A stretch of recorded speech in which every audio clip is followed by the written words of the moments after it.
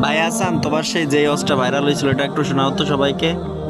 সারা রাত মোবাইল টিপে সকাল 9টা থেকে মোবাইলের মাঝে চার্জ নাই, মোবাইলের মাঝে চার্জ নাই। এবার মাইকিং চলে সকাল 8টা থেকে বিকাল 4টা পর্যন্ত কারেন্ট থাকবে না। এবার টেনশন আছে না নাই? সারাদিন কারেন্ট থাকবে না। আর যদি কারেন্ট না থাকে আমার মোবাইলটা বন্ধ হয়ে যাবে, আর ওই পারে কথা বলা যাবে না। এবার ওই পার থেকে রাগ করবে কি করবে না? করবে। এবার যখন বিকাল 4টা বেজে গেল, যেই মাত্র কারেন্ট আসলো আর মোবাইলটা চার্জে লাগাইয়ে টিপানো আরম্ভ। এবার মেসেজ করে হাই। এবার গিয়ে দেখে ওই পার থেকে ব্লক করে দিছে, ব্লক করে দিছে। এবার ছেলেটা তো টেনশনে আছে, আরে ব্লক করে দিল, আমাদের তো ভালোবাসা কোথায় গেল?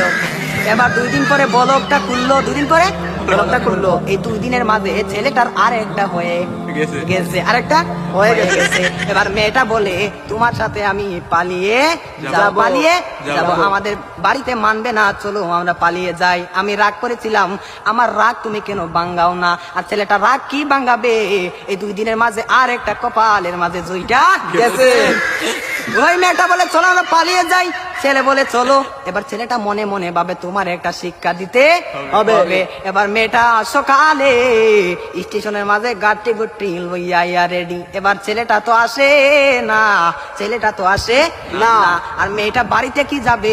বাড়ির মাঝে 3 হাত লম্বা একটা চিঠি দিয়া পাইছে। পাশের গ্রামের রফিক মিয়ার সাথে পালিয়ে যাবে, বাড়িতে চিঠি দিয়ে যায়। আমি আর বাড়িতে মাঝে কোনোদিন আসবো না, তার নয় কার না। আমি আর কোনোদিন বাড়ির মাঝে আসবো না। আমি চলে গেলাম পাশের গ্রামের রফিক মিয়ার সাথে। এবার রফিক মিয়া তো আর আসে না, এবার 1 ঘন্টা চলে যায়, 2 ঘন্টা চলে যায়, ছেলেটার মোবাইলও বন্ধ। মেয়েটা তো আর বুঝার বাকি হলো না, আমাকে চলে গেল ছাড়িয়ে, আমাকে